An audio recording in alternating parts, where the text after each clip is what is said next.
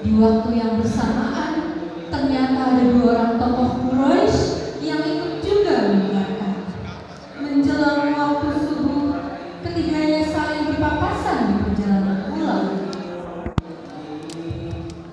Lah, kalian dari mana?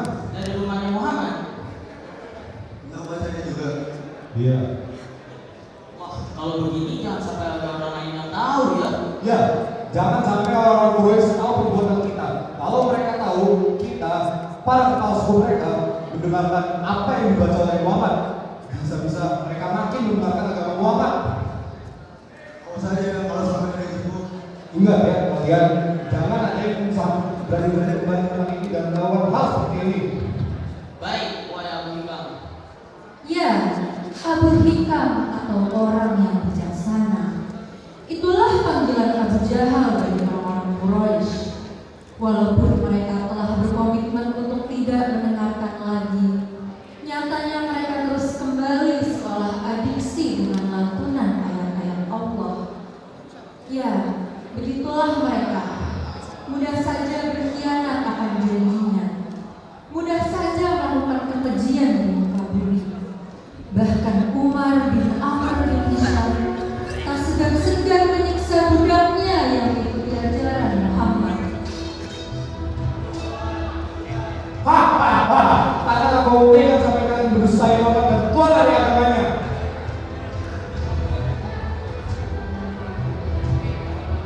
Baiklah, jika itu untuk kalian. Cepat duduk. Kalau kamu masih bersama dengan ayah ibumu itu, berpaling dari Muhammad.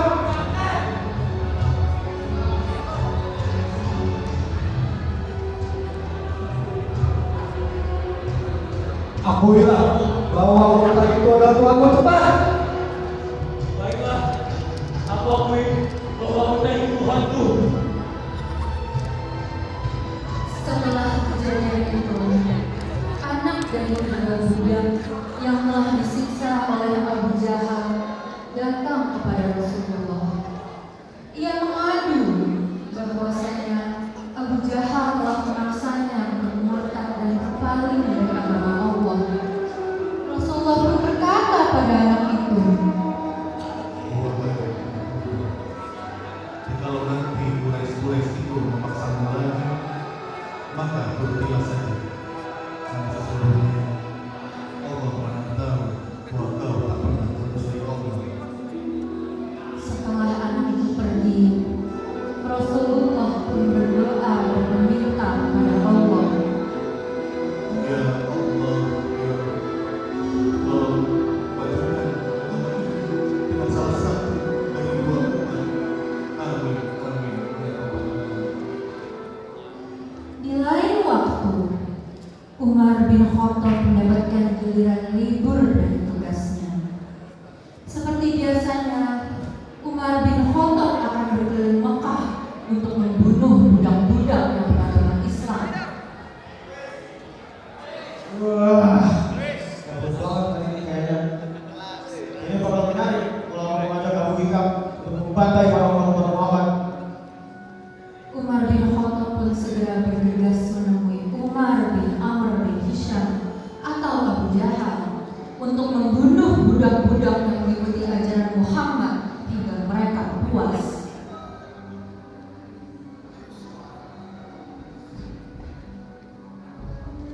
Gimana Abu Hikam? Membantai mereka kayaknya memuaskan sekali ya.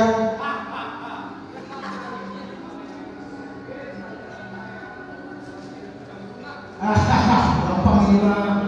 Kita masih berkuat untuk umat Muhammad. Tujuh kawan, mari kita rayakan ini dengan menuju aku.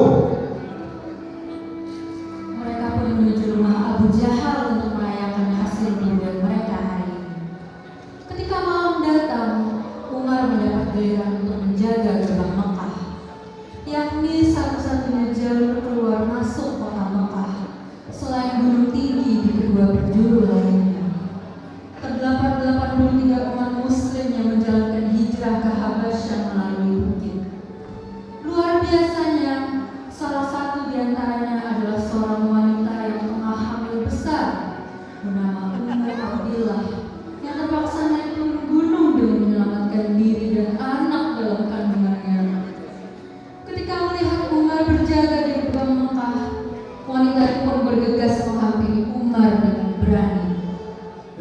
saja. Apa yang sudah kau lakukan malam-malam begini? Dan apa yang sudah kau lakukan dari dulu gitu? Hei, orang ini lakukan Allah. Aku akan meninggalkan rumah, melewati gunung. Aku hanya ingin aku dan anakku boleh hidup dengan damai, dengan agama. Kenapa kalian terus siksa kami dan bunuh kami? Hanya karena kita mengikuti aturan yang kami anggap benar. Sementara kita juga menjalankan tugas kami dengan baik. Kenapa diam saja? Jangan mengangkat Allah! Baiklah, silakan kau pergi melewati gerbang ini. Semoga keselamatan menyertai. Setelah peristiwa itu, Umar terus merenung dan berpikir hingga membuatnya tak nyenyak tidur. Hatinya terus bertanya-tanya, apa yang menyebabkan wanita hamil itu tetap kuat mendaki gunung di malam hari? Apa yang membuat budak-budak itu terus membela Muhammad? Hingga pagi harinya, karena semakin dilanda perasaan gelisah, Umar memutuskan untuk menyelesaikan semuanya. Ini semua perbuatan Muhammad. Ini semua akibatnya. Dialah yang menyebabkan masalah untuk seluruh kaum Quraisy. Akan kubunuh saja dia yang pedangku. Umar bin Khattab pun memutuskan untuk membunuh Nabi Muhammad. Umar bergegas mengambil pedangnya seperti orang sedang berperang. Umar meninggalkan rumah, tetapi menghentikan perjalanannya ketika dia mendengar Abu Jahal bersayembara. Hari ini saya akan kasih 100 ekor unta bagi siapapun yang berhasil membunuh Muhammad. Hei, apa yang kau katakan itu benar? Jika ada yang membunuh Muhammad, akan kau beri 100 ekor unta. Tentu, kawan. Keinginan Umar untuk membunuh Muhammad semakin kuat. Umar berkeliling Mekah untuk mencari tahu keberadaan Muhammad. Sembari berjalan, Umar bertemu dengan salah satu sahabat Muhammad yang bernama Nu'aim bin Abdullah yang pada saat itu masih menyembunyikan keislamannya.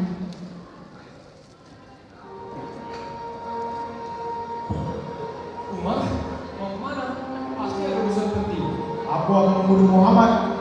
Dia orang yang telah menyebabkan masalah untuk seluruh kaum Quraisy. Mendengar itu, Nu'aim mulai khawatir karena semua orang Mekah tahu kalau Umar sudah bertekad untuk membunuh orang. Dia tidak akan pulang sampai dia telah membunuhnya atau dia yang akan terbunuh. Apa katamu? Kau pikir suku Abdul Manaf akan membiarkan kau hidup setelah kau membunuh Nabi Muhammad? Sebaiknya kau kembali ke keluargamu sendiri dan mulai dengan mengurus mereka. Ah, siapa dari keluargaku? Adikmu, Fatimah binti Khattab dan suaminya, saya menjadi adik iparmu. Di rumah Fatimah, ia beserta suaminya Sa'id sedang belajar mengaji. Diajari oleh guru ngajinya bernama Khabab bin Al-Araj. Mereka panik mendengar langkah besar Umar mendekati rumah mereka. Fatimah langsung memasukkan Khabab ke dalam kamarnya. Namun ayat-ayat Al-Quran yang ditulis di atas lembar kertas tidak sempat disimpan karena pintu sudah didobrak oleh Umar. Kakak, Apa yang baru saja kudengar dari sini? tak ada kamu juga di sini. Bohong. Aku dengar kalian telah mengkhianati kaum Quraisy dan mengikuti agama Muhammad. Wahai Umar, bagaimana pendapatmu jika ada agama yang lebih baik dari agamamu? Jauhi suamiku, Kakak. Kamu bawa. Saya akan Allah.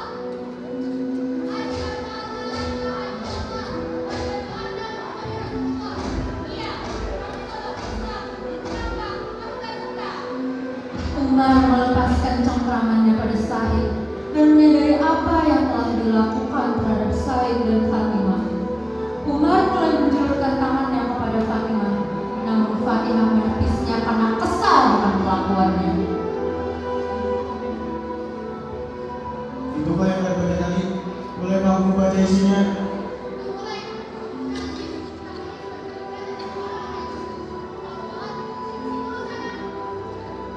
Setelah Umar pergi mandi, Fatimah memberikan sohifah tersebut kepada Umar. Ternyata surat yang dibacanya adalah surat Toha ayat 14.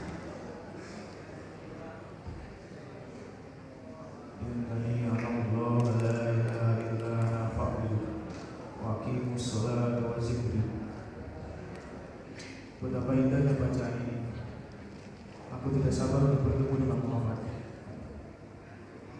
Saya senang sekali. Sesungguhnya Rasulullah pernah berdoa agar salah satu dari kalian itu masuk Islam. Dan alhamdulillah sekarang doanya sudah dikabulkan oleh Allah. Pasti Allah sangat percaya sama kamu, Wan. Sekarang Rasulullah sedang berada di Darul Arqam. Engkau bisa menemui beliau di sana. Baiklah, saya akan ke sana. Umar berpamitan dan mempercepat langkahnya menuju lereng Bukit Sofa, tempat markas umat Islam. Sementara itu, di markas umat Islam, Hamzah melihat dari kejauhan bahwa Umar sedang menuju ke arah mereka dengan langkah yang cepat. Hamzah pun dengan panik segera mengabarkan pada saudara-saudara muslimnya di markas. Wahai saudara-saudaraku, Umar datang menuju kemari. Apa? Umar? Gawat, 100 Quraisy lebih bagus daripada satu Umar. Kalau kabarkan kepada Muhammad datangnya Umar.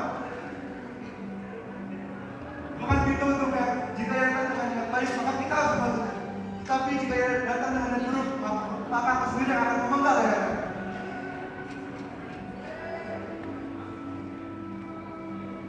Aku bertemu dengan Muhammad. Hei, sini anakku baru mau bisa bertemu dengan Rasul.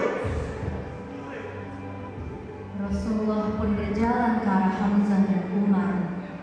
Saat berjumpa Rasulullah, Umar pun langsung bersimpuh dan mengucap syahadat. Asyhadu an la ilaha illallah wa asyhadu anna Muhammadar Rasulullah. Alhamdulillahirabbil alamin. Allahu Akbar. Allahu Akbar. Allahu Akbar. Allahu Akbar.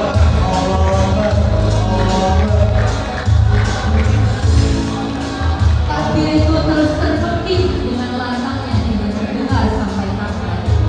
Ya, inilah jawaban dari Allah atas doa Rasulullah untuk meminta menjadi satu